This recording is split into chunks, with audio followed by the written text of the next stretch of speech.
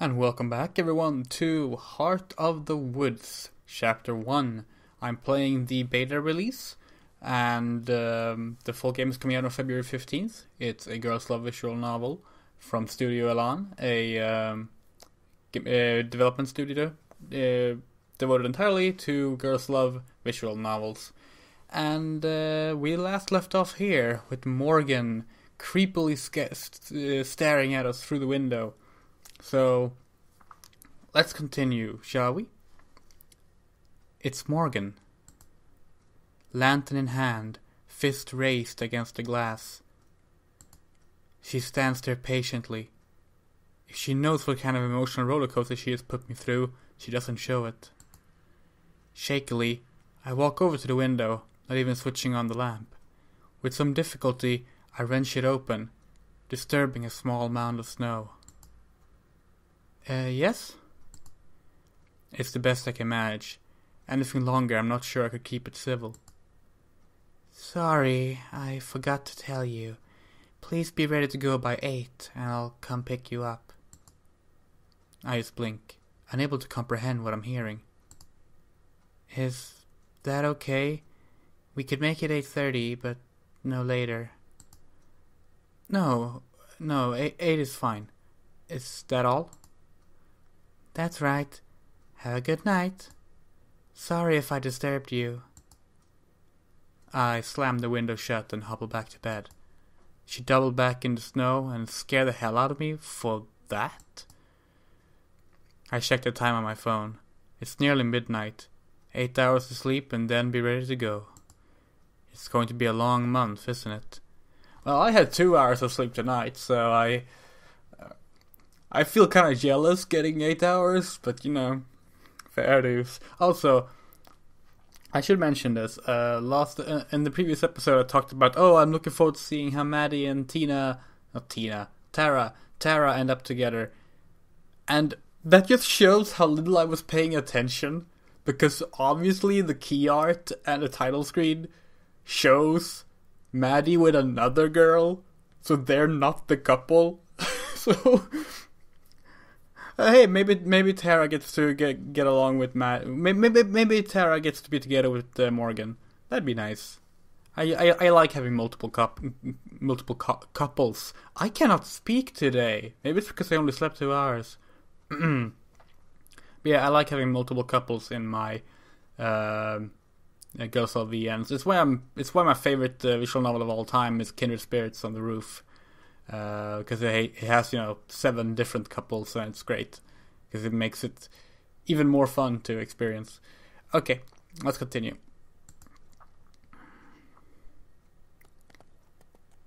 Oh dear, we're going into NVL mode. Okay, so for those unaware, there are 2 types of presentations of Japanese visual novels: ADV and NVL, and they stem from the origins of the genre in the 80s. It stands for adventure and novel, and basically an NVL style presentation means that text fill up the entire screen, and in adventure or ADV presentation is the format we've been seeing up to now: character popping out, backgrounds, and a little window at the bottom with the text. And there are of course games that mix these up, like this game right here and my own game, Last Night in Tokyo, from 2 years ago, are both games that do mix it up. It's less common in Japanese games to have it switch out. I do know some Japanese games like doing it for narration, like keeping internal monologuing in NVL mode and then switching to ADV mode when it's dialogue. In fact, that's something that I enjoy a lot as well. I just didn't expect to see it here. Don't like how it's off-center though, but I'm guessing that's because it needs space for the names, or that there will be names be added. It's 8 hours and 34 minutes later. I know because telling time is my phone's only remaining function, yet I still check it constantly, like something might change. True to her word, Morgan was there to pick us up right at 8. It's a minor miracle that Tara and I was both ready to go. I don't know who had it worse, me waking up to my alarm, or Tara waking up to me banging on her door. Even now, she slowly eats a piece of bread from the kitchen, looking for all the world like a cow chewing cud. Sud? Cud? I don't know what that is. English is not my first language, okay? With each bump that the carriage hits, my tiny cup of coffee threatens to spill onto my hand. I'm not sure that I'd feel it. After answering Morgan's perfunctory questions about our first night, we spent the rest of the ride in silence. She didn't acknowledge at all how she had knocked on my window. Apparently it wasn't remarkable enough to her to deserve another mention. I watched from over her shoulder now as we approached the town. From the train last night, the skylights made Eisenfeld appear to be a lot larger than it really is. Now, in the daylight, I have to strain my eyes to pick out some of the buildings against the hills and snow. Tara's missing it all, staring at her feet. Crumbs litter the floor beneath her. Morgan guides along a path that I'm pretty sure is the same one as last night. A few villagers move out of the way of our carriage, not even turning to look. It must be a regular occurrence. Even though it's hard for anyone to see us in here, I still feel self-conscious. I clutch the bag of our camera gear tighter to my chest, hiding myself behind it. There aren't any other carriages on the road, nor anything bigger than a pushcart, so we still stand out, at least in my head. If the situation is at all awkward or out of the ordinary to Morgan, she doesn't show it. She pulls the reins and the carriage comes to a stop in the road. There aren't as many other people up here, but what few there are give us a wide berth. Oh, and we're back to ADV mode. That was strange. The other monologue parts didn't do the NVL thing, and there wasn't any dialogue in the NVL part, so the off-center thing was a bit off as well. I'm not sure I like that. That was like I like monologues being in novel NVL format, as I mentioned earlier, but I don't like text being off-center in that kind of way. It was very awkward. Yeah, that's probably the first presentation issue I have with this game, actually. Because I'm loving the presentation otherwise, so... Oh well. Let's continue. And here we are. Tara finally perks up. The words clearly spoken for her benefit. It takes her a moment to realize that we made an entrance, but as soon as she does, she's in showbiz mode. She leaps to her feet, throwing off the exhaustion like a disguise. Here we are indeed! She vaults out of the carriage, spinning circles like we're in the middle of a grand plaza instead of the middle of the street. I climb out more carefully, and then scurry out of the way. Okay, this rules! It really does feel like we traveled back in time. The buildings, all built from wood and stone, look like they've been here for centuries. The road that we're on, and currently blocking, is made of cobblestone. It winds its way through the town, despite being covered in well-tamped snow. This music is really loud. I lowered my volume so that I wouldn't be too distracted by any, like, sound effects or the like while recording. Huh. I will lower it in editing later, but like, that's... I feel like the music was not this loud yesterday, and I'm pretty sure I played with louder volume yesterday, so oh well. We're certainly a long way from home. Morgan doesn't disembark from the carriage, and instead calls down to us. The town square is right down this road, but if I take you there I won't be able to turn the carriage around. It's always a pain when that happens. I'm going to open up my shop, but feel free to come by whenever you like. I'm sorry I can't show you around right now, but I'll make it up to you later. Where's your shop? Oh, right. She pulls a piece of paper from somewhere and dangles it towards me. I cross the road and take it from her. Unfolding it, I can see that it's a map. Despite being hand-drawn, it's pretty coherent and legible. Certain buildings, like Morgan's shop and the local pub, are denoted by handwritten tags. At the middle of the road, where we're currently standing, she's even drawing a helpful "You are here" notice with a smiley face. She clearly planned this well in advance. That's cute. Cool. Thanks. Feel free to stop by around lunch. I'll make you both something. Hell yeah! You're the best, Morgan!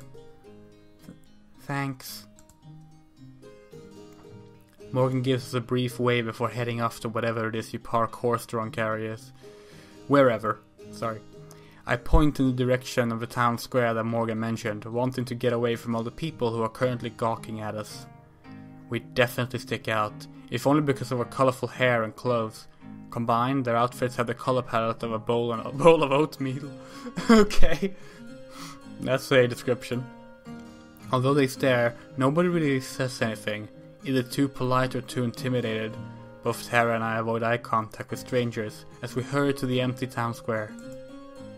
Well, that couldn't have gone worse. There are a million ways that could have gone worse. If people looking at us funny is the only downside of this trip, then it'll be our best episode yet. I mean, ever. I wish she'd stop bringing that up. It always kills the mood, which was barely on life support to begin with. Tara rubs her shoulders, having stubbornly chosen not to dress any warmer today. Okay. Ready to get to Tara normal on, Mads? I shrug my camera bag onto my shoulder and nod. I suppose there's no harm in spending a little time establishing the location. Might as well get some B-roll while we're here. One thing that both Tara and I have in common is that we're not really sightseers. I spend as much time in my room as I can, whether that's the hotel room while we're filming or my bedroom at home. So as much as Tara loves investigations and all the dramatic stuff, she'd probably totally skip the exposition segments if she didn't leave them to me. That means they were pretty efficient at filming them. Toggle the camera with backspace. Oh, that's cute. That's neat. I turn on the camera and slowly turn in a circle, capturing the ground, sky, and some nearby buildings for footage that we have to splice together later. Capturing B-roll is such a pain. I feel ya. That was one of the things that they teach you in film class, like early on. Like, always shoot way more B-roll than you think you're ever gonna use. Like 3 times as much as you think you're gonna use, because you will somehow use up all of it. Okay. I do a slow pan across some of the houses, then frame and hold a shot of the path further into the village. A young couple passes by, holding hands, and they share a suspicious look at the camera as they go by. Guess I'm editing that part out later. Most of the time, making paranormal videos is just me finding ways to stretch 10 seconds of interesting footage into a 10-minute video. That's something else that we're both good at. The cold wind makes it hard to keep a steady grip, so I stow the camera and shove my hands into my pockets. Got anything cool? Unable to browse on her phone like she usually does while waiting, instead Tara watches from over my shoulder as I record. Not really, there's not much to see here. Yeah, it's kinda less impressive up close. It's the kind of place that you'd expect a tumbleweed to blow through, like, if the climate fit. Wow, you're turning into quite the poet. Oh, shut up. What? It was a compliment. Anyway, since filming the village is a dud right now, we should follow up on one of the rumors Morgan was talking about the other night. I'm thinking giant tree spirit. Well, that's the most interesting one she talked about for sure. That's the headliner. We need to build up to that one. Oh yeah, definitely. Picture this. We head to the woods to get some creepy shots. Do it right around sundown. Make it super ambient. Lots of atmosphere, wind sounds, maybe a wolf howl.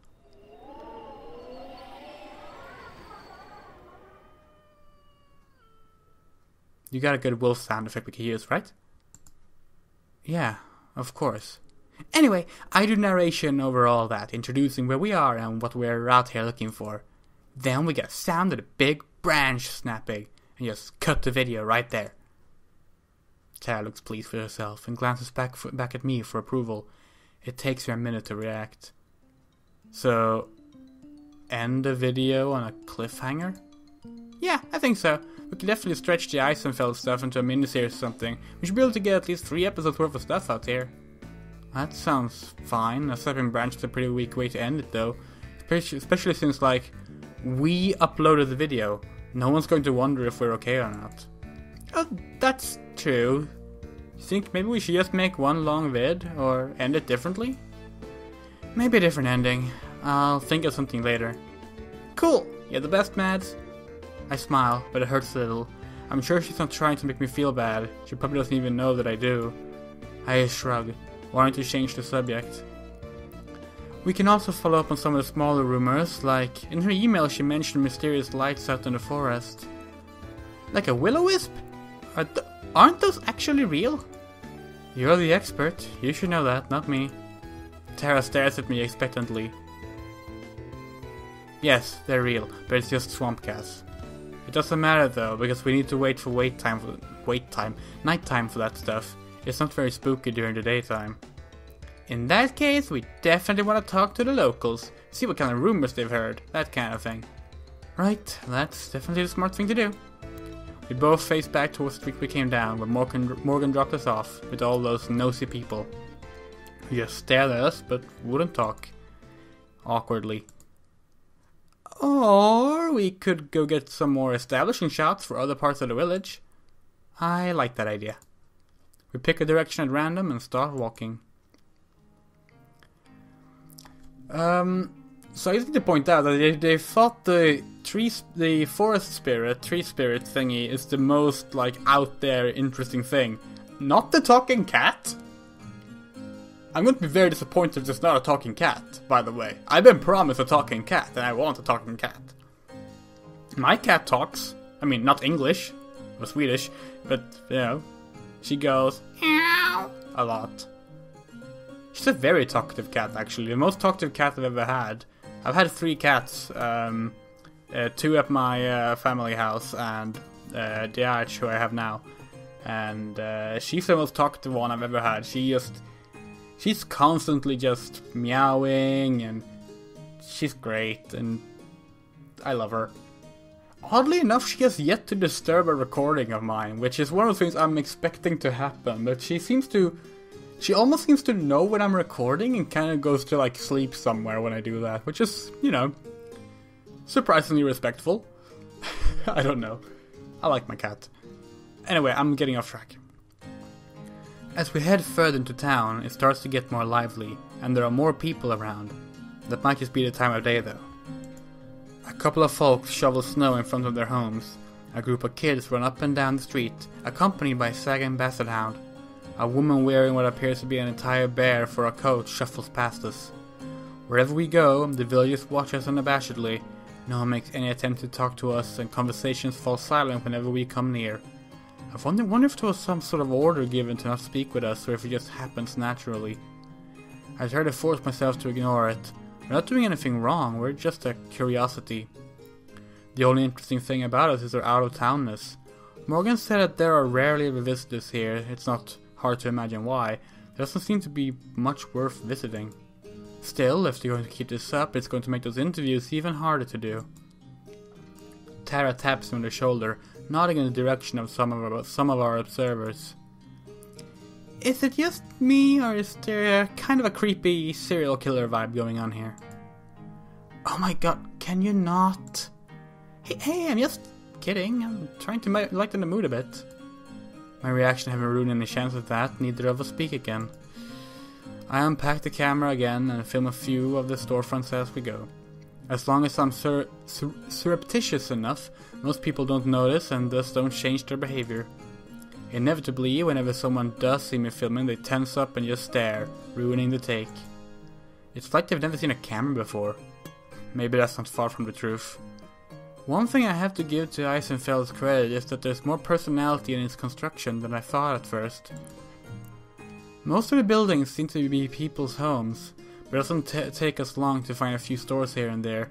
The names are simple and plain, like you'd read in a tabletop RPG book. Henkel & Sons Tailoring, a butcher shop named The Hardy Sow, that sort of thing. When we pass by a tavern called The Bushy Beard, I can hear Tara snickering behind me. Do you think they have barmaids? What? Like, the sexy Oktoberfest kind. Do you think they have those here? Tara's words are so out of nowhere that it takes me a second to mentally process. This isn't a Renaissance fair, Tara. I'm pretty sure they just wear normal clothes to work. Tara's mouth gapes wide open. Wait, what? Back up. Ren fairs have sexy barmaids? Where else did you think they came from? I have no idea. I just thought those things were just full of boring stuff. Not at all. They have swordplay demonstrations or the time period appropriate food. Sometimes local experts will give talks or lecture on certain topics, and, like I said, boring stuff. Hey, sword fights are not boring. The rest... yeah, I can see that. Whatever, there's more to it than just cosplay. I bet you actually like it if you went with me next time. Plus, I thought you loved history now. Not the boring kind of history, duh.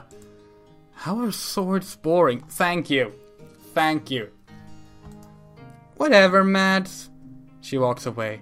How did I manage to lose an argument she started? We cut a slow but steady course through the village. Despite how random the layout seems, it's impossible to get lost.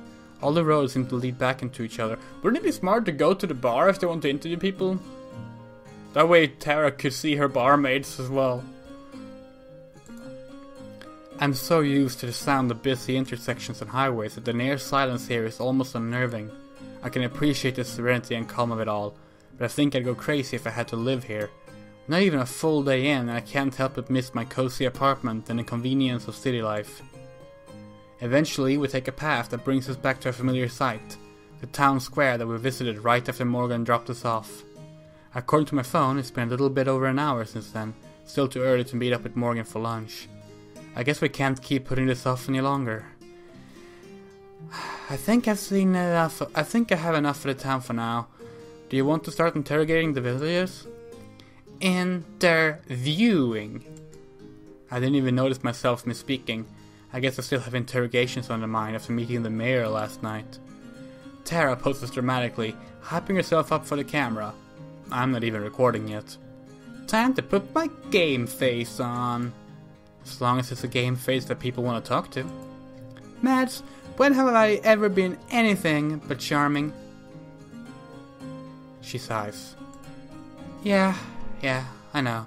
I'll keep it chill for these so we don't freak anyone out. But like, how do we do this? Just go up to people and ask if we can chat? I guess. I don't have any better ideas. Bar. The bar. It's where people go to meet people. Then again, maybe the bar is closed at this early hour, so I didn't think of that. So this is how we usually do it, except usually people are more curious about who we are and what we're doing. Sometimes after introducing ourselves, there are even people who have heard of us. That is definitely not the case out here. Hell, I wouldn't be surprised if Morgan was the only person in the whole village that uses YouTube. The only thing more awkward than just asking random people for an interview is them staring silently while you approach. We don't have any other option. I hand the mic to Tara. At least I'm not the one who has to do the talking. Tara stands there with the mic in hand, not depicted in the art. That's understandable though. And stands there. You're good? Yeah, I am. Just give me a sec, okay? Okay. She psychs herself up, stretching and taking a few deep breaths. The whole time she holds the mic pinched between two fingers like it's something she has peeled off her shoe. When she's finally ready, she gives me a thumbs up and starts to walk again. I trail a couple of meters behind, keeping her back framed in the middle of a shot. She moves with a determined stride, but I can see the microphone shaking in her hand. We pass by a few people walking around, but she doesn't stop any of them, nor does she ask any of the folks outside the buildings chatting or working or just sitting and looking bored. Just up ahead, a middle-aged woman smokes a cigarette, looking at nothing and no one in particular. Doesn't look like she's going anywhere and she's not already in the middle of a conversation. She's a perfect candidate and Tara must know it too. I wait for her to go up and introduce herself. I stand still and hit the record button, filming her approach. Except she doesn't. She walks right past the lady, whose gaze follows as she goes. I pause the recording and hurry to catch up, hissing Tara's name. I have to say it twice before she hears me and stops. Sep, what are you waiting for? We passed like a dozen people now. Right, but none of them are the right one. Which one is the right one? You know it's impossible to tell. I'll know when I see them. I roll my eyes, but I don't chastise her. She's trying her best. Oh, okay, here we go. Get ready. I follow a line of sight to figure out her prey, an older man resting on a bench nearby. Broad shoulders and with a long beard, he looks like a stereotype of a lumberjack. Like the previous woman, he stares vapidly off in the distance, thoughts clearly elsewhere. Once again, I plant my feet and set up the shot. I make micro adjustments to the focus until I get it just right. The rest is up to Tara. Slowly, Tara approaches the man. Either he doesn't see her coming or he ignores her. She glances at me for reassurance, which I give in the form of a smile and a nudging motion, telling her to get on with it. She clears her throat, grabbing the man's attention. He turns to her slowly and eyes her suspiciously. Then he notices me and the camera, and he tenses up. Not off to a good start. Tara talks quickly, trying to explain the situation. Hi there, my name's Tara Brick. My friend Maddie and I are visiting from out of town, doing a report on Eisenfeld. I was wondering if we could ask you a few questions. Report? What kind of a report? He relaxes just a little bit. The man rubs his eyes warily, peering back and forth between me and Tara. I wish he'd stop looking directly into the camera. I slowly start to move laterally, trying to frame the two of them better, but he keeps shifting on the bench to watch me. It's an investigation of the supernatural, rumors, ghost stories, that sort of thing. We've heard a lot of legends about Eisenfeld, and we're looking into them, trying to figure out what's true and what isn't. Figure out the truth, huh? The man mutters darkly, his beetle-browed eyes still flipping between me and Tara. He chews his lip while he thinks about it. Something about his face strikes me as odd, but I can't figure out what it is. It's probably just a trick of the camera or the light. Well, alright. I suppose I've got the time. It takes Tara a beat to respond. We were both sure that he was going to tell us to bug off or worse. Great, thank you. So, can you tell me about Eisenfeld? What is life here on an average day, that sort of thing? Clearly she didn't expect to get this far and asks the first thing that comes to mind. She offers the man the mic, but he just stares uncomfortably until she retracts it. Right, well, it's a good little town. Good and prosper. Quiet. Real quiet. That's what I like about it. None of that city business, no noise and bustle. Out here, it's just you and nature. It suits me just fine, it does. So you're from around here then? Spent your life in Eisenfeld? Born and raised, and God willing, I'll die out here too. Never thought about leaving. Never had a reason to. Great. So then I imagine you know all about any local legends, right? About as well as anyone. Any old village has got its stories, if you believe them at all. There's goblins in the woods, trolls in the mountains, and who know what else elsewhere. Of course, it's only children who believe in those. So you've never seen anything weird yourself? Nothing unexplainable? Well, like what? By now, the man has abandoned looking at Tara entirely, and instead focuses on the camera, his eyes looking strangely focused. One of my friends here mentioned something about a big forest spirit, like a walking tree kind of thing. He sits out from his slouch, finally turning to face Tara. What friend of yours might that be? She's from around here, one of the locals. Even though we gave her a shout out on one of our videos, Tara's reluctant to name Morgan as our contact. It makes sense, her neighbors surely feel differently about us than our viewers do. I bet it was that Fisher girl, wasn't it? If you know what's best of you, you'll steer clear of her. Nothing but trouble comes from that one. Nothing at all. Tara and I exchange a glance. It seems her thoughtfulness was irrelevant. At the same time, I'm suddenly a lot more interested in what this guy has to say. Why do you say that? It feels like a strange violation of privacy to be asking the stranger's opinion of our host, but if she's notorious enough that anyone on the street knows of her, then perhaps we're better off knowing why.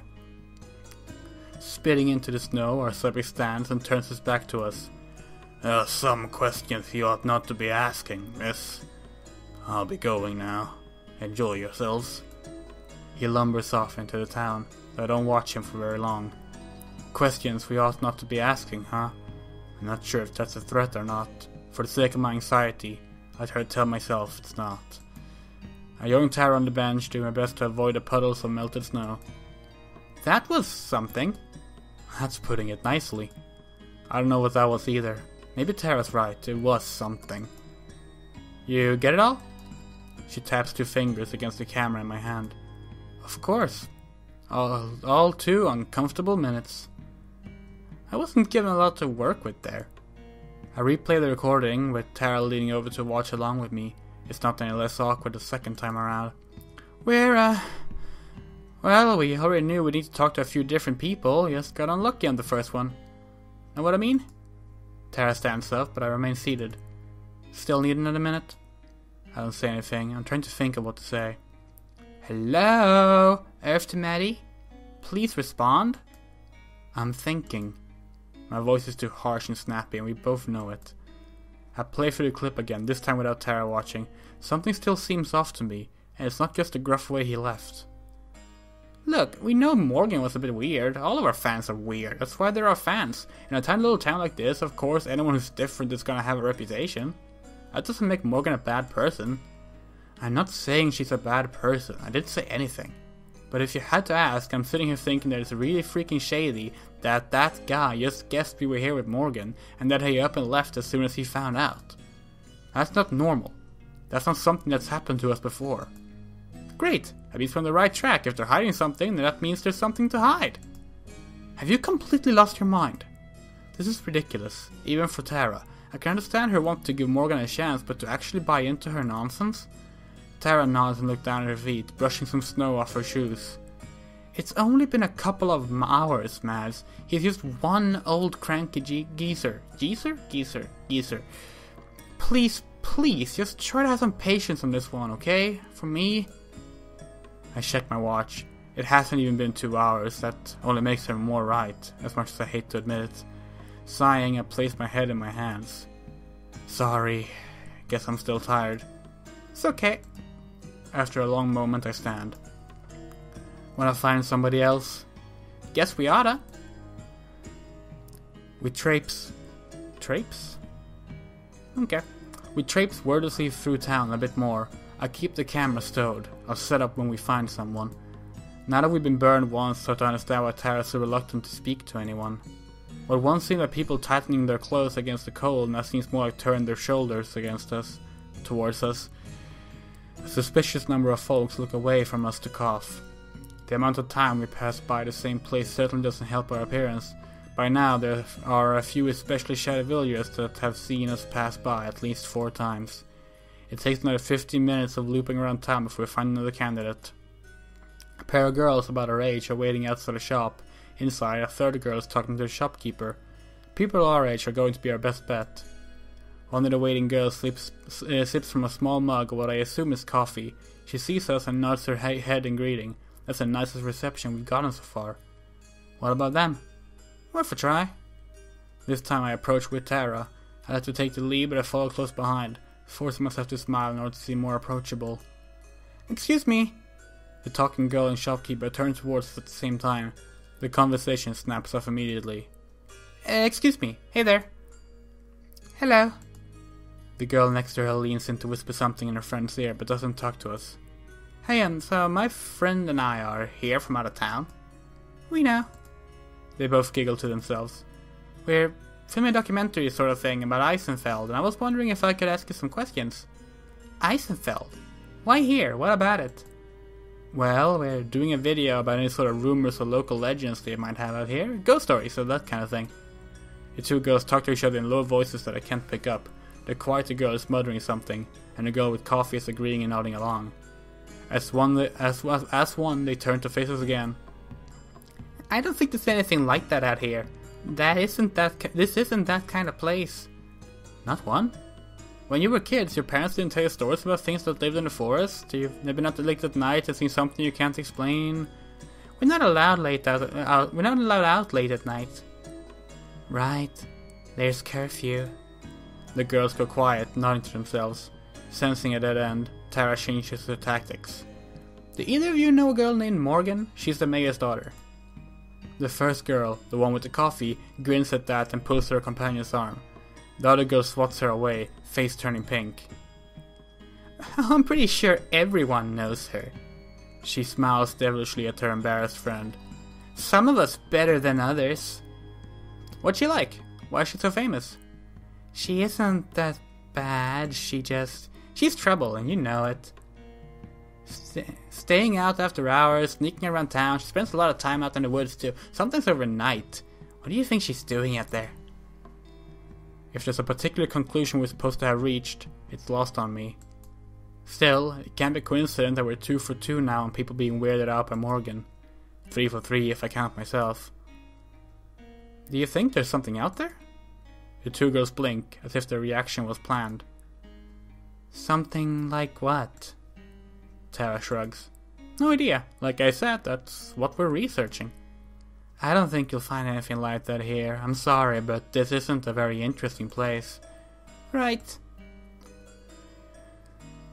I stride away. Leaving her behind, I head into a corner between the two buildings, out of sight of the girls we spoke to.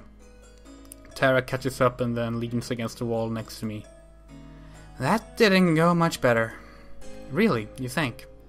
Was it just coincidence there were two other random people we met who happened to have the same opinion on Morgan as the first? She didn't tell her mom, the mayor of the whole time, that we're going to be staying in a cabin that her mother probably owns for a month. She rambles off stuff that makes any of our videos sound like an episode of Scooby-Doo, and then the next morning she just dumps us in the middle of the village. We haven't even been here for a day yet. We've seen our host for like an hour tops, and we were practically asleep for most of that. How am I supposed to have a good opinion of her so far? Well, yeah, she's gotta work.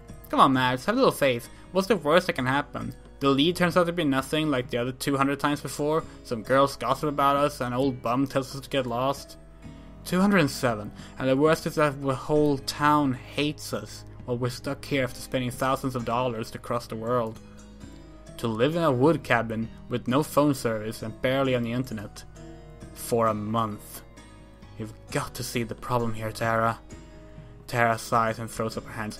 Okay, so what? What is it that you want me to do? We're here and you hate it, I get it, so what's the solution? What is it you're hoping here? Like I said before, let's just deal with it, make the best of what we can. And try to have some fun. What's the whole point of this thing? It was supposed to be fun. She's trying to encourage me, she's doing a terrible job of it. Whatever, let's just get this over with. And this time, don't mention Morgan. If nobody here likes her, then you're probably better off not bringing her up. I guess she wants to say something, probably argue, but then she deflates and nods. Okay, no Morgan. She goes quiet for a moment, staring off into the town. She takes a breath and sighs, visibly relaxing. She starts to lead the way, not looking back at me. I feel a sharp pang of guilt as I stare at her back. I did promise to try, and here I am again, making everything worse. Tara? She stops in place. Sorry. Again. Really. She smiles a bit sadly but shrugs. I get it, Mads. We're cool. Let's go. There's a lot more paranormal in our future. Eisenfeld seemed to have been built so that no matter what, you're always walking uphill. We make our way up yet another, past a low, crumbling wall, and a few more houses. As we make our way up the street, a bitter-looking old woman with a broom stops what she's doing and eyes us. We've walked this part of the road several times now, but she wasn't here before. Hey you! Who are you? You aren't from around here. The last part is definitely a statement, not a question. Tara slows down just a bit to mutter beside me. Looks like we found number 3. Tara immediately puts on a friendlier face as we approach. Good morning, ma'am. You're right. We're not. I'm Tara, and this is Maddie. We're here doing a research documentary on Eisenfeld. Would you mind if we ask you a couple of questions? About some of the local legends and rumors from around here. I'm actually afraid she's going to say yes, because I can already tell this is going to end as badly as the last two. I've decided how to answer Tara's question or what I want. I just want to go back to the cabin and be bored. At least it's not awkward and uncomfortable in there. Yeah, alright. Oh no. Great, thank you. So, we've been hearing a lot about stuff out in the woods. Like, you are? Who told you that? You've been interviewing a few people this morning and something that came up a few times. Stuff like lights, strange noises, that kind of thing. Have you ever witnessed anything like that? Never. She looks around again and steps a little closer to us. Look, I'm going to tell you this now for your own good. No one here wants any trouble. We all just want to live our lives in peace. That's what Eisenfeld's all about. Mayor Fisher does a damn good job keeping things nice and orderly around here. We keep to ourselves. I expect the two of you to do the same. She nods solemnly, the interview clearly over. Just as useless as the other two. As we go, Tara waves over her shoulder. Thank you for your time. And then, so only I can hear her, bitch. Oh, I love Tara. As we walk away, I can tell it's not necessary to say anything to Tara. She trudges along beside me. Annoyed as I am, I still feel bad seeing her so bummed out. Maybe it's finally starting to sink in. So now what? She asked me that after the second interview too. Now, I don't know. Let's go to Morgan's shop and eat lunch. Wait, for real? You want to see Morgan? Mostly I want to go see what Morgan makes for lunch. I'll take it. But hey, can you I'll be cool. Don't worry. She smiles, relieved. Yeah, I know. Sorry. I know you will be. I take out the map that Morgan gave us this morning, but now I've been through the village enough times that I can mostly navigate there by memory. What kind of shop does Morgan run? Do you remember? I think she said it's an antique shop. What do those places even sell? Antiques. Lots of furniture that's been around for decades, or random stuff like old books or glassware. That's oddly specific. My mom's into antiquing. She always says you never know what you'll find. We should do an antique episode of Paranormal someday. We can have your mom on as a guest star. I'm sure she'd love that. Do you think Morgan sells anything really out there, like a possessed baby doll or a cursed sword? Who would want to buy those kind of things? The same people who go to rent fairs. She got me. I can't help but laugh. So, I need to point out that Maddie hasn't been commenting on how Tara now seems to be talking as if Maddie's not leaving the show. Which is strange, because she was constantly pointing it out earlier. Tara grins, enjoying the feedback. Come on, Mads. Every good horror story starts off with buying something fishy from the local antique store. Maybe she has a special section for items with an ancient prophecy about them. We're specifically trying to avoid horror story scenarios, remember? Right, yeah. I guess that would suck to live through. Okay, well, what if she lets us interview her talking cat instead? Now we're talking! That's like a whole episode's worth right there. The internet loves cat videos. That one could go viral. That's what I'm saying. Oh, we should prep a list of questions for it before we get there, so we know what to say. Ask you what kind of cat's food tastes best. We can sell the video rights to that company. Come on, I'm serious. Wait, what? What? You seriously think that cat is going to talk? Tara shrugs. Looked like she never questioned the idea. I'm just trying to be prepared. I thought she got in a picture after the last interview went awry, but it seems like she's still giving Morgan some benefit of the doubt. Like it's even worth arguing with her over. She'll see soon enough as it is. I check over Morgan's map again. We're definitely in the area, since it says her shop right by the... We're definitely in the area, since it says her shop right by City Hall. Is right by City Hall, there's a word missing. The problem is, while her map shows how to get to the general area of her shop, it doesn't say which building it is, and there are several buildings that could fit. Do you think this is the place? It has to be. Tara's stomach growls loudly, and her voice was more like a plea than an affirmation. Go check. What?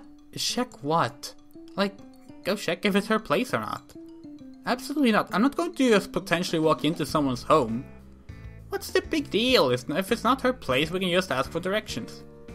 No way. Trespassing is your thing, not mine.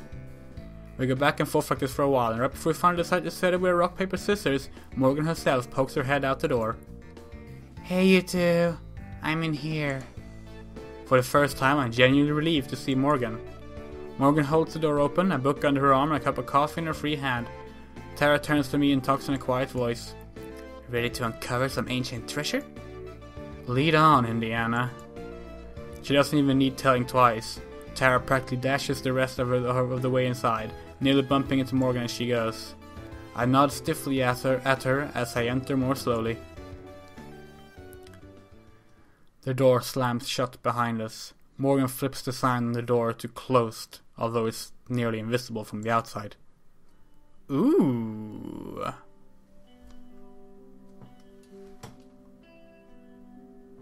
Filtered photo, but looks nice.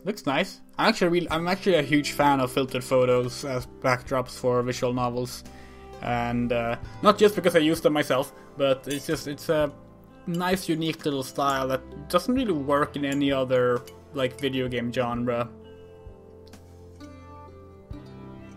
unless it like uses photographs and live action video for everything. Her shop looks just about how I expected. Piles of junk are strewn across shipped shelves. Many items aren't displayed as much as they appear to have been tossed and then forgotten. A thick layer of dust covers everything. Tara is already bobbing around the store, examining some worrying fragile ceramics. Morgan passes by her and back to the front counter, where she sets down the book she was carrying. Its title catches my eye. Complete collection of classic fairy tales. The book looks extremely old. I wonder if it's an item for sale here. So, are you done looking around town? If she has any guess what kind of response we got today, she doesn't show it. She's still impossible to read. I've seen enough for today. Can we still take you up on that lunch offer? Sure thing. I've got something on the stove already. I figured you'd be coming over soon. Stove? Your store has a kitchen? Yeah, I have a living space set up in the back since I sleep here most of the time. Feel free to look around. I'll be back. She disappears behind a curtain leading to another room, leaving us surrounded by treasures. When the whole town feels like an antique, a rocking chair and a few pieces of farming equipment probably aren't the biggest draws. I'm surprised she's even able to keep the place open. Tara's enthusiasm doesn't seem to have dimmed a bit, however. She takes time to examine each piece, turning it over in her hands like she's appraising fine art. At least one of these is probably cursed. Oh yeah, definitely. It's probably the grandfather clock over there. No way, that's too easy. Even if it is cursed, it's probably something lame like making your toe hair grow twice as fast. But this? Well, Tara takes an item off the shelf. It's a lamp, but just stand is 3 very realistic pigs standing on top of each other. The lampshade has "These little piggies" printed on it like a scripture. This is the big leagues. You want a curse that's gonna last for a generation? You use this bad boy. Hey, you think Morgan would mind if I brought my Ouija board in here? As she says that, she puts the pig lamp back in its rightful place, where it can't hurt anyone. I wonder how that works, actually. Like, if you bring 2 cursed objects to the same place, do evil spirits get into a turf war? Or do they team up to defeat humanity? Did you seriously bring the Ouija board again? That Ouija board has been on every single trip with us. Besides, it fits in my suitcase. I pick up a small ornament from a shelf nearby. It's a snake made out of crystal. There's no price tag attached, if you have to ask. Morgan pulls back the curtain she went through. Okay, food's ready. She comes out carrying an enormous tray that's probably also an item for sale here. On the tray are steaming bowls of some kind of soup, as well as a pitcher of water and a loaf of bread. She sets the tray down on the counter, doling out portions to each of us. Would you like coffee? Both Tara and I nod, and Morgan pours us each a cup. From a shelf somewhere out of sight, she produces a handful of sugar packets and creamer. Sorry, I usually drink mine black. Me too, that liar. Hesitantly, I try a spoonful of the soup. It's delicious. It has a rich and meaty flavor, but isn't too heavy. And it's hot, but not too hot to gulp down. I dip some of the bread into the broth. That's delicious too. Everything here is definitely homemade. This is really, really good. Yeah, this is amazing. Thanks. Let me know if you want more. Morgan stolidly keeps eating, the praise barely seeming to register on her. It's a shame. It's probably the one nice thing I'll have to say to her all trip. Once she's finished, Morgan picks up her book and starts to read again, while Tara and I are still in the middle of eating. I glance over at Tara, who is very intently staring at her spoon. She finishes her bowl and rattles the spoon around a bit. Can I take you up on that refill? Of course. Without looking up, Morgan picks up both her book and her bowl and heads into the back again. Reading bowl only reminds me of the original English translation of Higurashi When They Cry, where they translated bowl as bowel. And it comes up a lot that they eat pork bowls and stuff like that. So it's just constantly talking about bowels, and this was a thing throughout the entirety of the original Higurashi When They Cry translation that was sold officially through Manga Gamer. It was fixed up. I know the person who did the editing and fixing up for the Higurashi Kai releases, and that did not have those issues. And now the Steam versions have a completely new translation, so that's good. She emerges a moment later with a fresh serving of soup, which she wordlessly sets down in front of Tara. Only after we've both taken the last bite does she finally close the book again. All done? Yeah, thanks. I'm done too. Thank you. Let me get those out of the way then. She hauls away all the dirty dishes before joining us at the counter. So, what are your plans for the rest of the day? I fight back there to tell her that she should be the one making plans for us and showing us around. At least this way I can go back to the cabin sooner. We're still figuring that out. We hadn't gotten to see you much, so we decided to come over. Oh, right. I'm sorry about that. I'll take a couple days off starting tomorrow. You sure? I don't want you to miss out on any business or anything. There aren't that many customers who come through. You're the first ones all week, and you don't even count. I'm not sure how I'm supposed to react to that, so I don't say anything. That's too bad. You get a lot of cool stuff. I was looking around some while you cooked. I wouldn't get too excited. I just make up interesting stories for the items so they sound more entertaining. It helps pass the time. Right. Morgan says so casually that there's no way she knows how relieved I am to hear that.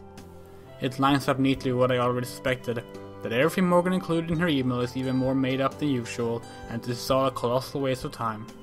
Most likely she's a fan of the show who wanted to trick us into coming out here, and we fell for it. Hook, line, and sinker. If Tara has realized any of this, she of course doesn't say anything, but judging by the way her enthusiasm vanished, it seems like she's starting to get it. Again. Fiddling with some silver knickknacks, she looks up from the counter to Morgan. So, can we see the talking cat? As soon as Tara asks, I can see Morgan's eyes light up with interest. Her hand slides away from the book she'd been about to open. Oh no. Of course! I'm sure she'd be happy to finally meet you. Her voice wavers, just the smallest bit, with what sounds like excitement. It's the first shred of emotion I've detected from her since stepping off the train. I'll go get her. Just give me 1 minute. Morgan exits once more, this time through an actual door instead of a curtain. We probably could have gotten out of here without seeing the cat, you know. Why would I want to do that? This is the pièce de résistance. She doesn't try to pronounce it right. So the pièce de résistance. Are you serious? Still? You know it's not going to actually talk, right? I can't fathom how there's even a trace of belief rattling around in Tara's skull. Did you see her face? She's definitely not joking, unless she's just really bad at telling jokes. That would be the most normal thing about her so far. She has told you flat out that she makes up stories and tries to get other people to believe her. How can you not see that we're getting scammed too? Come on, man, let's try to have at least a little bit of faith. The door opens once more and out strides Morgan. It's also the soft sound of little kitty feet on the hardened wooden floor. Talking or not, the cat staring up at me is undeniably beautiful. Its white fur seemingly glistens like snow, and its eyes are a piercing azure blue. I always forget how that's pronounced. Tara leaps from her seat and crashes to her knees. The cat doesn't flinch at all despite the commotion. Oh my god! I love her! I love her so much! She looks up at Morgan, eyes as wide as dinner plates and fingers wriggling. Can I pet her? Please tell me I can pet her. Galadora, can she pet you? The cat doesn't say anything, of course. It does rub against Tara's waiting hand though, causing her to let out some sort of mix between a coo and a sob. I can tell Tara just got her money's worth out of the trip. Go on, say something. These are the two I've been telling you about, Tara. Tara, Maddie. Morgan gestures as if introducing us to her. She looks between the cat and us expectantly. Seeing his master's attention, the cat goes from nuzzling Tara's hand to nuzzling Morgan's leg close by. She meows happily. The cat, not Morgan. Come on, you're going to make me look like an idiot if you don't say something. Morgan uses her foot to nudge the cat towards Tara, who's still crumpled on the floor. The cat indignantly tries to escape, her claws scraping uselessly against the wood. Finally, Galadora scurries away, sitting down and licking a paw. Her tail swishes rapidly as she and Morgan stare at each other. And then, absolutely nothing. What a surprise. I'm not even disappointed, just vindicated. Even Tara's enthusiasm is gone. She coos at the cat half-heartedly, but overall she's just trying to give Morgan an out. Come on, Galadura, they're waiting. It's like watching a car wreck. I can't look away. Morgan sticks to her act, scowling at the wholly mundane cat. Doesn't seem to face Galadura, who simply jauntily and settles down onto the floor, just out of Tara's arm's reach. Whatever precious excitement she had just about evaporated, and she is instead replaced with some kind of mixed frustration. That's when I realize the horrifying truth. She finally looks away from us, twisting her fingers together and gritting her teeth. When it seems like she's decided on what to say, she turns back to us. I'm sorry. I don't know why she's being so stubborn. Well, you know how cats are. Tara manages an extremely fake laugh as she gets up and steps closer to me. Tara was right about one thing after all. Morgan wasn't lying to us. But now Tara is realizing where she was wrong. Morgan's also crazy. It doesn't seem like she's acting.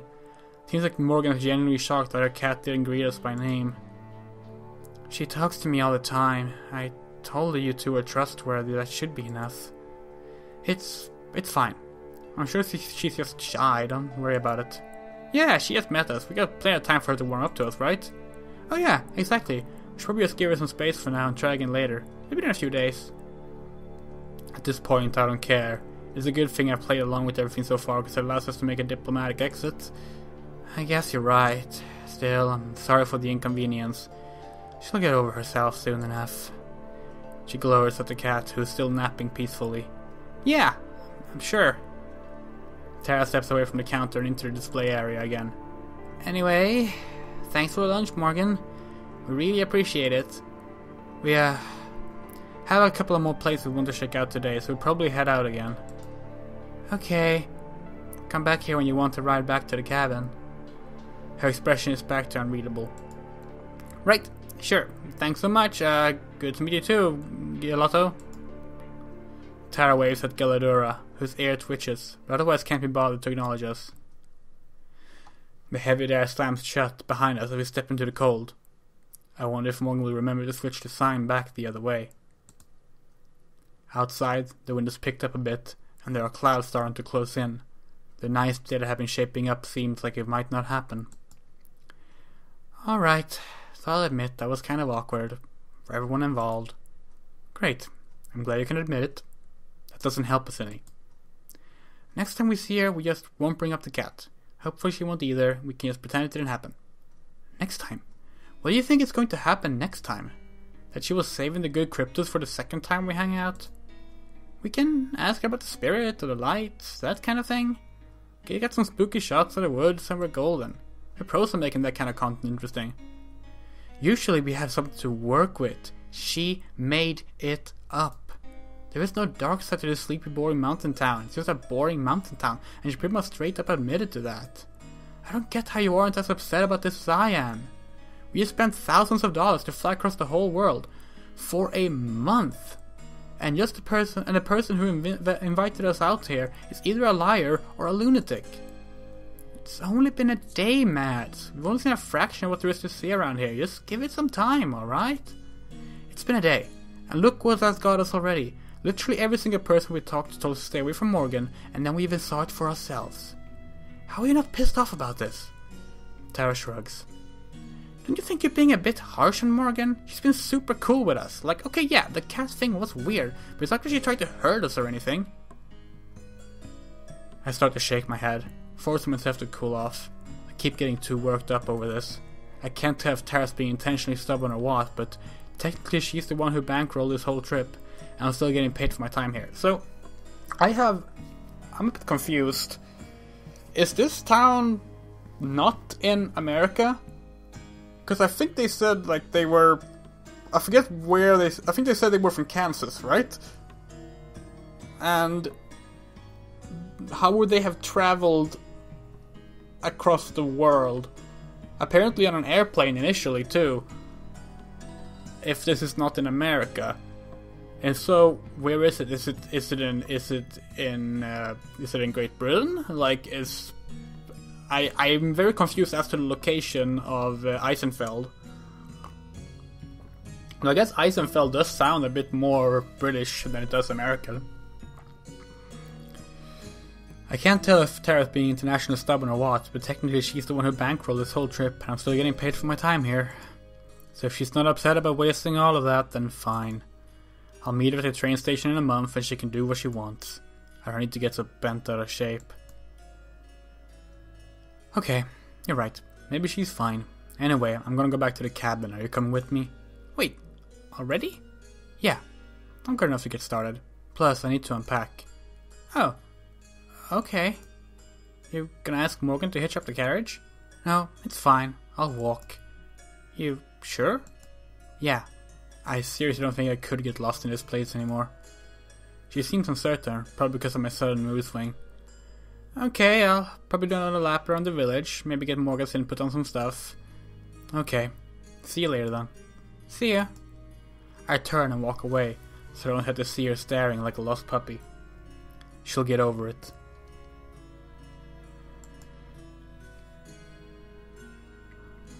As I head through town and back towards the path that will lead me to the cabin, I walk fast and look down for most of the way.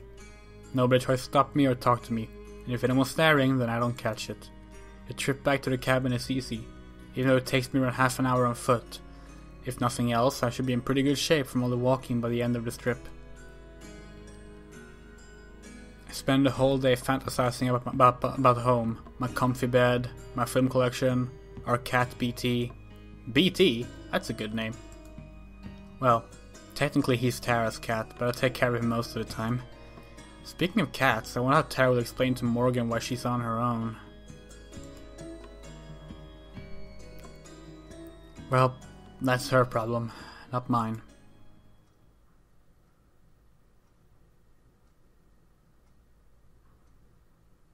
Alone, the cabin is oppressively silent. I turn on the heater, partially just for the white noise. Soon, its rumbling fills the air. I grab an apple from the small bowl of provided food and then head into my bedroom, setting up my laptop in bed next to me. I usually try to watch a film a day, but that's difficult when I'm traveling, and that's the perfect time to catch up now. I open up my library and start scrolling through, looking for something I haven't seen before, ideally a comedy or at least something with a happy ending. I've just gotten through the L's when there's a knock at the front door. I nearly dropped my apple. Who would be knocking? Tara and Morgan both have their own keys. The knocking comes again just seconds later. Whoever's out there is super impatient. My heart thumps in my chest. What if we're being cased for a robbery or something? I hide my laptop under a blanket as I hurry into the living room. There's a third knock right as I reach the door, and I peek outside to see a shock of orange hair. It isn't Morgan, but instead, her mother. I open the door, right as she prepares for a fourth knock. Just how fast does she think I can walk? Good afternoon. Good afternoon. Madison, wasn't it? That's right. I'm coming in. She pushes past me, not even giving time to fully realize it wasn't a question. Well, I guess she does technically own the place. Inside, Evelyn surfaced the area slowly and impassively, as if judging our taste in luggage and belongings. How can I help you? I wanted to make good on a promise from last night to talk. Please, have a seat. She moves some of the stuff from the couch, gesturing for me to sit. I obey, too taken aback to do anything else. How was your first day in Eisenfeld being? I trust you found everyone very accommodating and everything to your liking. It was fine. Everyone's been very kind to us. Wonder if she'd be surprised at how the villagers treated us. It just seems better just to pretend everything went well for the sake of not offending our host. Good. Where's the other one? The other what? The other one with you. Tara. Oh, she's still at Morgan's shop, I think. Evelyn raises an eyebrow, though her eyes betray no curiosity. It looks like a purely symbolic motion. Is she now? I assume, then, that you find something not to your liking there. Her gaze is piercing. I absentmindedly tug at my scarf. I can't get a read on her, neither her intentions nor her feelings.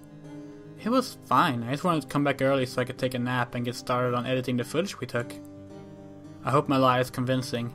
I don't want to tell her that I think your daughter is crazy. She doesn't seem to question it. I see. Did she show you that awful cat? Galadora? Yes, so she did. I hate that creature, always underfoot, getting in the way. I just sit quietly, not sure how to respond. Anyway, Madison, please tell me about yourself. I didn't have much forewarning about your arrival, so I'm rather in the dark. Her tone is suddenly friendly, but not warm. She smiles, but doesn't seem to fit her mouth. Her lips seem to stretch a bit too wide. Yeah, they've done a good job with the art there, actually. It looks pretty... It looks very unsettling. I'm probably just imagining it. As concisely as I can, I tell her about paranormal and the kind of things we investigate. Throughout it all, she doesn't express any opinion one way or another. Just nods occasionally. And what brought you to Eisenfeld? I hesitate. How much has Morgan told her? Anything? Morgan told us there are lots of ghost stories and legends around here. Lights in the forest at night and whatnot. Tara really liked the sound of a vacation out here. Evelyn sighs deeply. It's jolly melodramatic after her total apathy during my explanation. That daughter of mine, always lying and making up ridiculous tales. It's been the same her entire life, hysterically dragging people into her fantasies. It's something I've never been able to knock out of her. She shakes her head sadly, standing up from the chair she's been occupying. I'm sorry to say you're simply the most recent victim of her lies. It's a pity, but you won't be finding anything like that out here. Besides, it's dangerous to go into the forest, especially at night. You wouldn't want anything to happen to you, after all. After all, that's why we have the rules that we do. For the safety of everyone. I hope you'll enjoy the rest of your time here in Eisenfeld, though, as disappointing as it might be. It's nearly the exact same thing that people we interviewed in the village itself said. It's almost like they rehearsed the answer in advance. With long, deliberate strides, Evelyn crossed the living room to the front door. I'm sure I'll see you again. She doesn't wait for me to respond. She just leaves, the door slamming shut behind her. So, this setup, I'm actually kind of surprised, and maybe this monologue here in the NVL format will talk about it, but I'm actually kind of surprised that they don't remark on how it's actually very ghost town story creepy, that everyone is like, no, everything here is perfect. There's nothing here you'll find that's out of strange. Also, don't be out at night. Also, don't go into the forest. Like, it's so very, like, it's such a typical horror cliche, you know, that I was kind of was waiting for Tara or Maddie to be like, okay, yeah, maybe what we heard from Morgan isn't true, but something is definitely going down here. Who knows? Maybe that's what this monologue will be about. I sit in silence for a while, unsure what to make of it all. So Morgan's own mom thinks that she's as ridiculous as I had suspected the whole time. That's pretty damning. Although I doubt it will change Tara's mind about anything, I'll have to let her know when she comes home. I stand up and head for my bedroom, passing by the chair that Evelyn had been sitting in. As I go, for a moment, I swear that I feel a breeze frigid and cold. But the moment the thought crosses my mind, the sensation is gone, like it was never there. Shivering, I return to my warm bed and laptop, and to a long overdue break. Nope, guess it wasn't.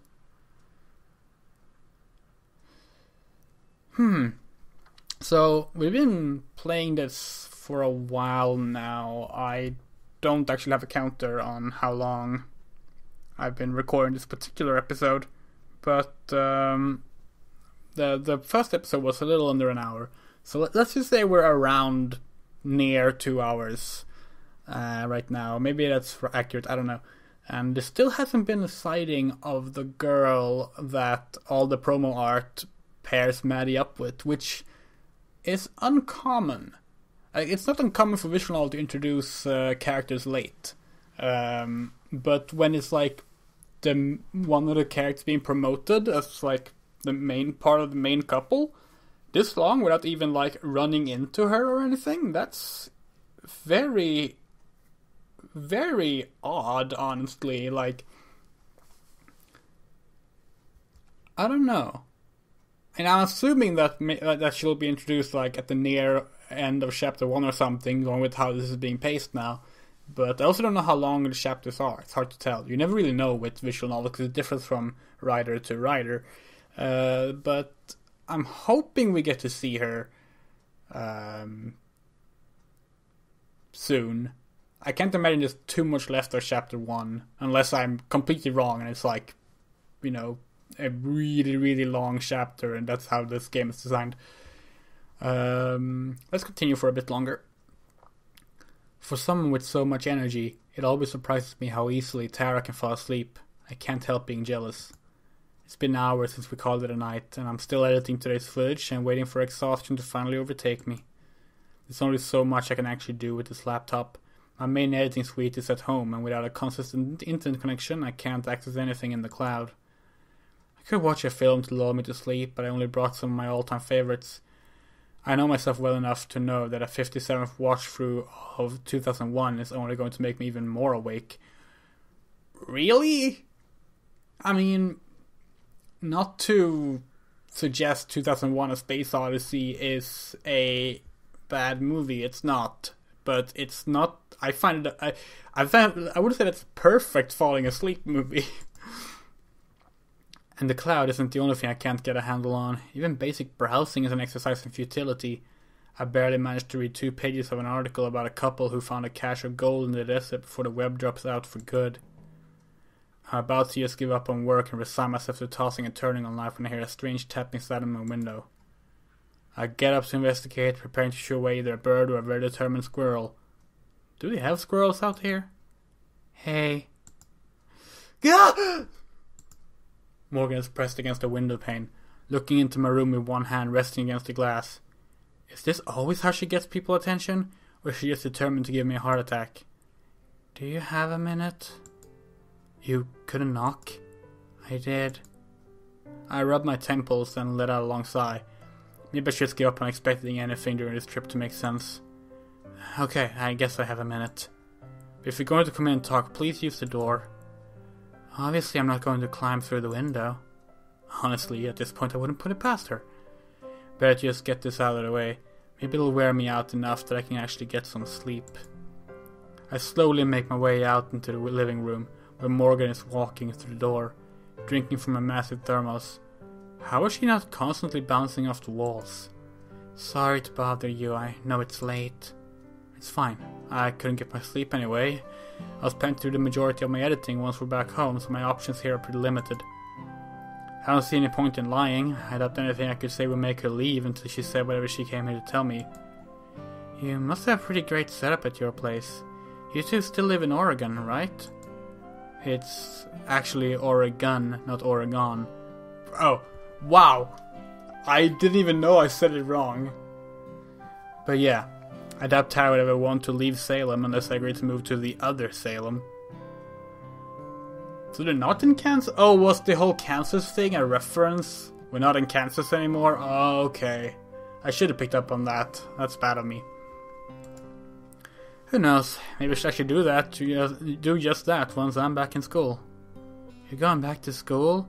I'm impressed. I figure between Tara Normal and Tara herself, you'd have your hands full. Actually, Wait, what am I doing? Came out here to find out what she wants and get her out of here so I can get to sleep, and here I am about to tell her all about what's going on between me and Tara. Do I really need to talk about it that much? I'm going to be leaving Tara Normal after this trip. It was a really hard decision to make, but it's just what I had to do. Morgan stands in silence for a moment. Her face doesn't give me any clues about what emotion she's feeling right now. After a few moments that feel like forever, she shifts her weight, pulling at her sweater and looking back at me. I see. That's a shame. I know you hate it when it happens, but I've always enjoyed the moments when you're on camera.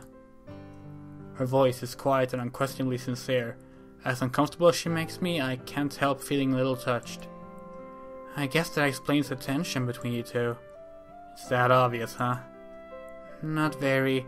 I just had enough experience with discomfort to know it when I see it. That's why I can tell how uncomfortable I make you.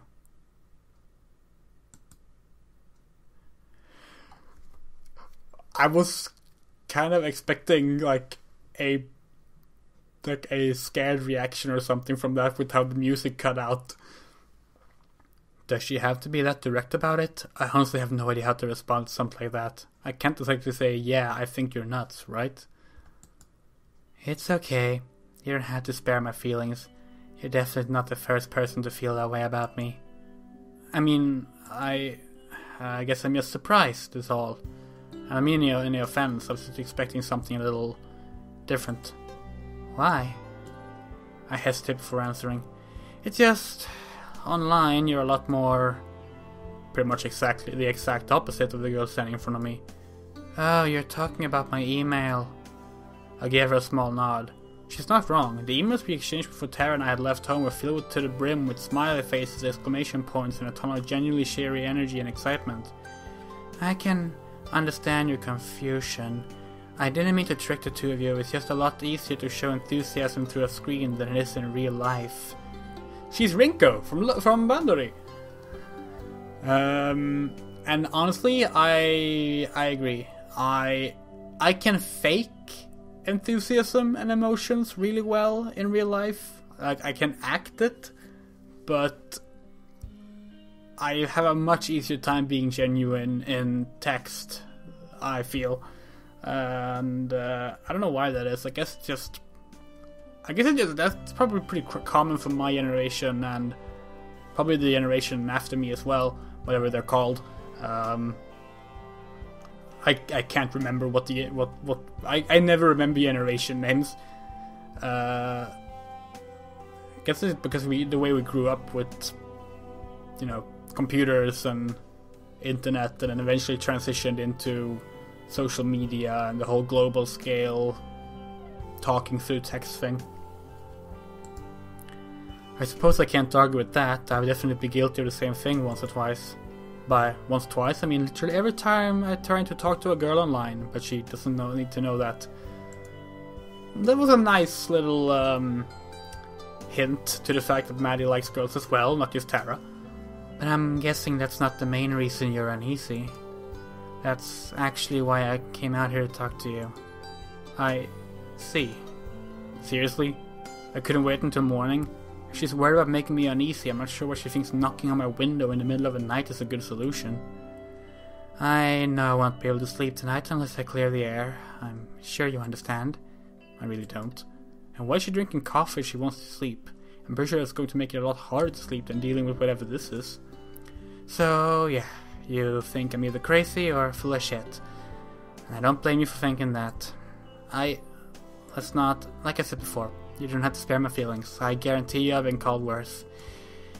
She can say I don't have to spare her feelings, but I'm not like Tara. I can't just tell her I think she's nuts for worrying about the consequences. It's nothing that bad. This whole thing just hasn't been exactly what I expected. I'm not great at handling situations like that. She chuckles softly and takes another sip of her coffee.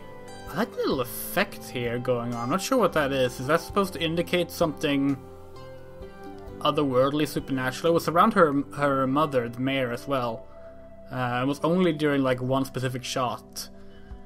She chuckles softly and takes another sip of her coffee. I know I promised a lot when you arrived, and I swear that every last thing I said was the truth, but you have every right to be skeptical. I'm sure Galadora didn't inspire much confidence either. I mean, the idea of a talking cat isn't exactly easy to believe, unless you're Tara. She really does talk. Whether you think I'm crazy or not, I just want you to know that I'm not trying to deceive you. I really like the two of you. I have for years. Tara only means a lot to me, but I'm not the kind of person that would invite you to the middle of nowhere just to get a chance to meet you.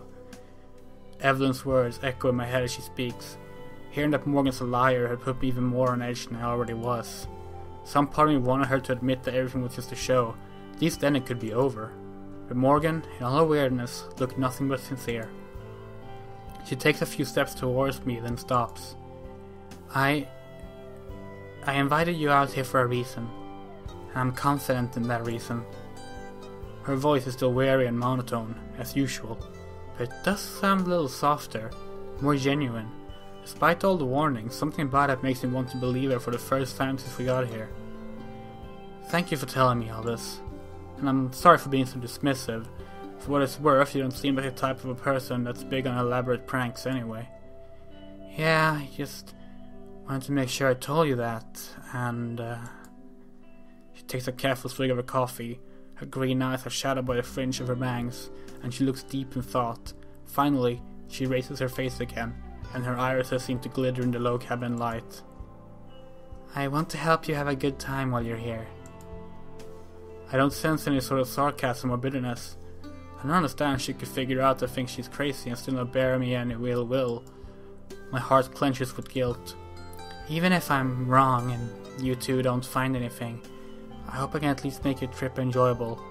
Eisenfeld doesn't have much, but I'll share every bit of the fun we do have. That's very kind of you. I'm sure we'll have plenty of fun. I can't help smiling at her. She smiles back. I know her mother already told me she's a liar, and the evidence still seems that way, but somehow, against all logic, what she's telling me feels way more sincere than anything Evelyn said to me. I'm still weirded out by this whole situation, but maybe I should give Morgan a bit more credit. At the very least, she's certainly trying her best to make things work. That's all I had to say. I'll get out of your hair now so you can get some rest. With a final nod, she heads to the door and throws it open without waiting for a response. A gust of wind blows inside, making me clutch my arms to my side and shudder. She takes one step out of the door and then stops. Turning back towards me, she gives me another small smile. But just so you know, we're going to find something. Then she closes the door and disappears into the night. So, I'm going to leave it there for now. We still haven't met the girl from the title screen, so that's interesting. And I'm disappointed that I didn't get to hear a talking cat, but I'm expecting that's being set up for later. I have a feeling this is not one of those stories where all the supernatural isn't real. In fact, I wouldn't be surprised if the girl we haven't met yet that I keep waiting for is like somehow a spirit or whatever. I don't know. I'm very much enjoying this so far. It's got a good pace, got interesting characters, and I also like that the banter and like sort of dramatic and the tenseness between Tara and Maddie feels genuine. Like I get it, and it feels very realistic the way it's written. I like that Maddie is kind of... I mean, let's face it, she gets pretty rude at times. She gets pretty rude and she has no patience, and she says things that only make things worse. Like, she's a deeply flawed protagonist in that sense, but it's done without making her unlikable, or it doesn't like harm. It doesn't harm the setting. It only like makes the tension going on feel more real, and gives it more depth. I'm very impressed by this so far. I don't know how long chapter 1 is, but we'll be continuing this until we're done with it. So, yay! And I will see you on the next episode. I'm just going to do the save here. There we go. Yay! Bye.